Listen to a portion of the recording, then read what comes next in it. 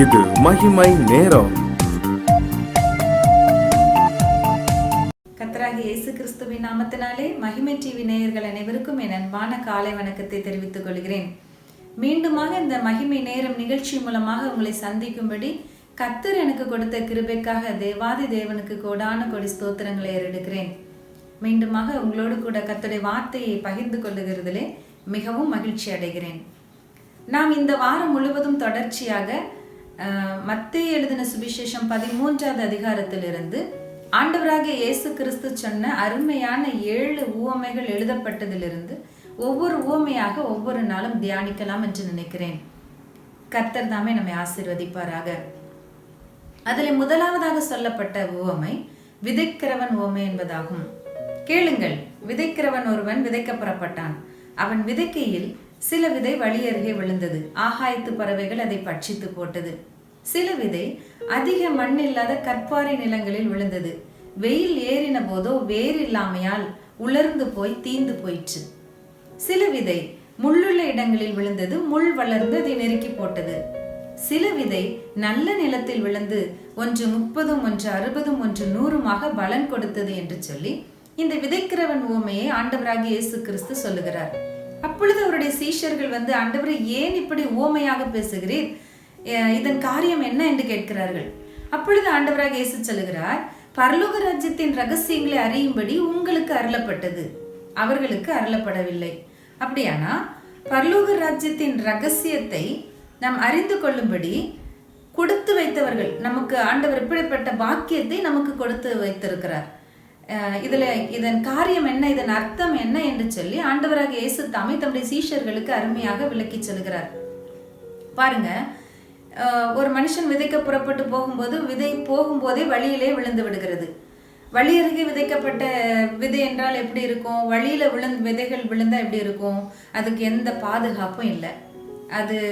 அது பறவைகள் பட்சித்து போடலாம், மிதிப்பட்டு நசுக்கப்பட்டு போகலாம். அதுக்கு பாதுகாப்பு இல்லை. அதுக்கு அந்த நிலத்துல அது விழுந்ததும் தெரியல, அது போனதும் தெரியல. அதனால ஒரு பிரயோஜனமும் இல்லை.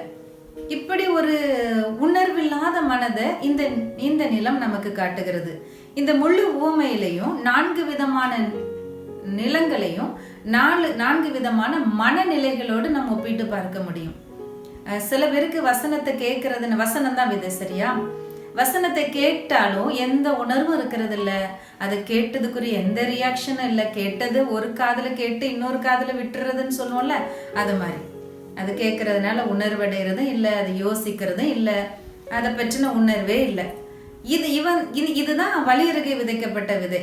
ஆகாயத்து பறவைகள் அதை கொத்தி எடுத்துட்டு போன மாதிரி வசனம் விதைக்கப்பட்டாலும் வசனம் கேட்டாலும் அதை பற்றி உணர்வு இல்லாததுனால அது காணாம போகுது.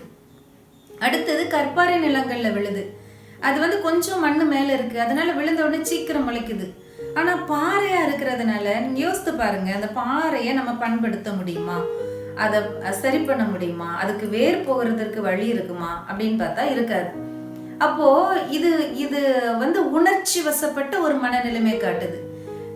வேர் மண் ஆழமா இல்லை, சீக்கிரமா முளைக்குது. ஆனா வெயில் ஏறின போதோ அது தீந்து போச்சு, வேர் இல்லாமையால் தீந்து போச்சு. அது மாதிரிதான் உணர்ச்சி வசப்படுறது. சில ஆசீர்வாதங்கள் கிடைச்ச உடனே வசனத்தை குறித்து ஒரே சந்தோஷம்.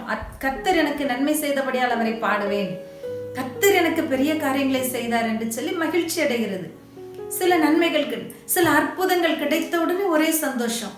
இப்படி உணர்ச்சி வசப்படுகிற மனநிலை வெயில் ஏறின போதோ அப்படின்னு சொல்ற மாதிரி, ஏதோ ஒரு பிரச்சனை வரும்போதோ அல்லது ஏதோ ஒரு சுகவீனம் வரும்போதோ அப்புறம் அது என்ன ஆயிருது, இவ்வளவுதான் அப்படிங்கிற மாதிரி சந்தோஷம் எல்லாம் போயிருது.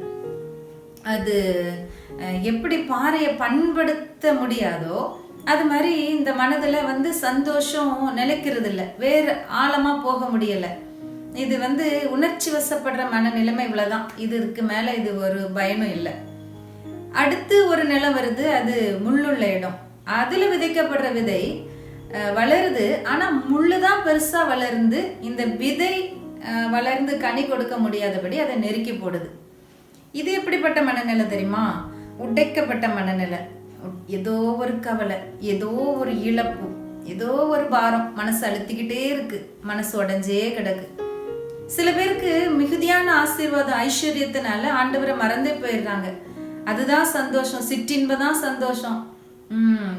கதை புக்கே பரலோகம், சினிமா, டிவி, சீரியலே மோட்சலோகம்னு நினைச்சிட்டு இருக்கிறவங்களும் இருக்கிறாங்க. மிகுதியான அது ஐஸ்வர்யத்தினால மயங்கி கிடக்கிறது, அல்லது ஒண்ணுமே இல்லாததுனால, இழந்து போனதுனால உடைஞ்சு போய் கிடக்கிறது.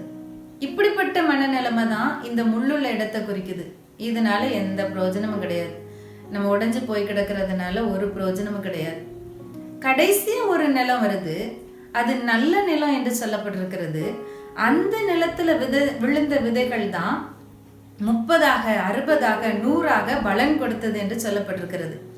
இந்த நல்ல நிலம் அப்படிங்கிறது ஒரு உணர்வுள்ள இருதயம், ஒரு உண்மையான இருதயம். வசனம் அதுல கேட்கப்படுகிறது. அந்த வசனத்தை இருதயத்துல கேட்ட உடனே அதை உணர்றது, இயேசு எனக்காக மரித்தார், இதை இருதயத்துல உணர்றது. இயேசுவின் அன்பு, விலையேற பெற்ற அவருடைய அன்பு, அதை இருதயத்துல உணர்றது. தேவன் தம்முடைய ஒரே பேரான குமாரன் இந்த உலகத்துல அனுப்பி இவ்வளவாய் அன்பு கூர்ந்தார், அதை இருதயத்துல உணர்றது. நம்ம அடிக்கப்பட வேண்டிய இடத்துல நம்முடைய பாவங்கள் எல்லாவற்றையும் இயேசு தம்மேல் ஏற்றுக்கொண்டு சிலுவையில நமக்காக ஜீவனை கொடுத்ததுனாலே இந்த உலகத்துல நம்ம ஆசீர்வாதமான நிலைமையில, ஒரு சந்தோஷமான நிலைமையில வைத்திருக்கிறார். அந்த அன்பு எவ்வளோ பெரிய தியாகமான அன்பு, அதை உணர்றது. பாருங்களேன், இந்த வசனத்தை நன்மையும் செம்மையுமான இருதயத்துல உணர்ந்து அதுல உறுதியா இருக்கிறது. எனக்காக தம்முடைய ஜீவனையே கொடுத்தவர் எனக்காக இந்த உலகத்துல வாழ வேண்டிய மற்ற எல்லாவற்றையும், எல்லா வசதிகளையும் அருளாதிருப்பது எப்படி? என் தேவன் என் வாழ்க்கையில் ஒருபோதும் தவறு செய்ய மாட்டார். என் தேவன் என் வாழ்க்கையில் சக்கலத்தையும் அதினதின் காலத்திலே நேர்த்தியாக செய்கிறார் என்று சொல்லி மனதிலே உறுதியோடு இருக்கிறது. பாருங்களேன், இந்த நல்ல நிலத்துக்கு தான் பரலோக ராஜ்யம் ஒப்பிடப்பட்டிருக்கிறது. ராஜ்யத்தின் சுவிசேஷம்னா என்ன? மனம் திரும்பி இயேசுவை ஏற்றுக்கொண்டு இயேசுவை உள்ளத்திலே பெற்றுக்கொண்டவர்களாய் தேவனுடைய ராஜ்யம் என்பது என்ன சொல்லப்பட்டிருக்கிறது? அது புசிப்பும் அல்ல, அது குடிப்பும் அல்ல, அது நீதி, சமாதானம், பரிசுத்த ஆவியினால் உண்டாகிற சந்தோஷம் எழுதப்பட்டிருக்கிறது. அப்படியானா புசிப்பு குடிப்பு எல்லாம் அந்த சரீரத்தோட, அந்த உலகத்தோட சம்பந்தப்பட்டது.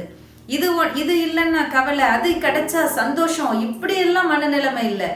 எது கிடைச்சாலும் எது கிடைக்கலனாலும் பரிசுத்த ஆவியானவர் எனக்குள்ளே கொடுக்கப்பட்டிருக்கிறார். அவர் கொடுக்கிற நீதி, அவர் கொடுக்கிற சமாதானம், அவர் கொடுக்கிற சந்தோஷத்தின்னு நான் உறுதிப்பட்டவளாயிருப்பேன். இதுதான் ராஜ்யத்தின் சுவிசேஷம். இதுதான் நல்ல நிலத்தில் விதைக்கப்பட்ட விதையின் உறுதியான மனநிலைமை. இந்த உறுதியான மனநிலைமையிலிருந்து அல்லது இந்த நல்ல நிலத்திலிருந்து தான் பலன் கிடைக்கும். என்ன பலன் கிடைக்கும்? நல்ல கனிகள் வெளிப்படும். என்ன கனிகள் வெளிப்படும்? ஆவிக்குரிய அன்பு, சந்தோஷம், சமாதானம், நீடிய பொறுமை, தயவு, நல்ல குணங்கள், விசுவாசம், செல்ஃப் கண்ட்ரோல், சாந்தம், இப்படிப்பட்ட நல்ல குணங்கள் எல்லாம் இப்படிப்பட்ட உறுதியான மனநிலைமையிலிருந்து கனிகளாக வெளிப்படுகிறது, பலன்களாக வெளிப்படுகிறது. அது அநேகருக்கு பிரயோஜனமாக மாறுகிறது. அப்படியானால் இன்றைக்கு நாம் நல்ல நிலமாக இருக்கும்படி கர்த்தருடைய வார்த்தை நமக்கு கற்றுக் கொடுக்கிறது. இதை நம்முடைய உண்மையும் செம்மையுமான இருதயத்தில் ஏற்றுக்கொண்டவர்களாய் கனி கொடுக்கிற ஒரு வாழ்க்கை வாழும்படியாய் நம்முடைய இருதயத்தை நாம் தேவனுக்கு ஒப்பு கொடுக்கலாமா?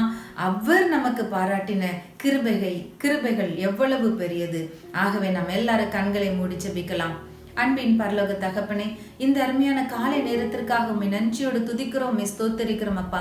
எங்களுடைய மனநிலை உறுதியற்றதாகவோ, உணர்ச்சி வசப்படுகிறதாகவோ, உடைக்கப்பட்டதாகவோ இருக்குமானால், இப்படி ஏதேனும் ஒரு மனநிலைமையில நாங்கள் இன்றைக்கு நின்று கொண்டிருப்போமானால் இன்னைக்கு அது மாறட்டும்னு ஜெபிக்கிற இயேசுவின் நாமத்தினாலே உறுதியான மனநிலை, நல்ல நிலமாக மாற்றப்பட்ட நல்ல நிலமாகிய மனநிலைமை எங்களுக்குள்ளே கடந்து வரட்டும் ஜெபிக்கிறோம். கர்த்தராகிய இயேசு நாமத்தினாலே இப்பொழுதே உறுதியற்ற காரியங்கள் மறையட்டும், உடைக்கப்பட்ட இருதயங்கள் சரியாகட்டும் ஜெபிக்கிறோம். இப்பொழுதே ஆண்டவரே, உணர்ச்சி வசப்பட்டு கிடைத்தால் ஒன்று கிடைக்காவிட்டால் இன்னொன்று என்று மாறுகிற மனநிலைமை வேண்டாம். உமக்குள்ளே உறுதியாக ஸ்திரப்பட்டதாக நீர் எங்களுக்காக சகலத்தையும் செய்ய வல்லவர். நீர் செய்ய நினைத்தது தடைபடாது. உம்முடைய ஆசீர்வாதமே ஐஸ்வர்யத்தை தரும். அதோடு வேதனையை நீர் கூட்ட மாட்டீர் என்கிற உம்முடைய வசனத்தை ஏற்றுக்கொண்டவர்களாக ஆண்டவரே, நீதியோடு சமாதானத்தோடு பரிசுத்த ஆவியினால் உண்டாகிற சந்தோஷத்தோடு அதை வெளிப்படுத்துகிறவர்களாக வாழக்கூடிய கிருபையை தருவீராக என்று செபிக்கிறோம் அப்பா. இந்த நாளிலே எங்களுடைய மனம் நல்ல நிலமாக ஆண்டவரே உமக்கு பலன் கொடுக்கிறதாக இருக்கிறதற்காக நன்றி. இப்படிப்பட்ட ராஜ்யத்தின் சுவிசேஷத்தின் ரகசியங்களை அறியும்படி நீர் எங்களுக்கு கொடுத்த கிருபைக்காக நன்றி. இயேசுவின் நாமத்திலே துதிக்கிறோம் நல்ல பிதாவே, ஆமென்.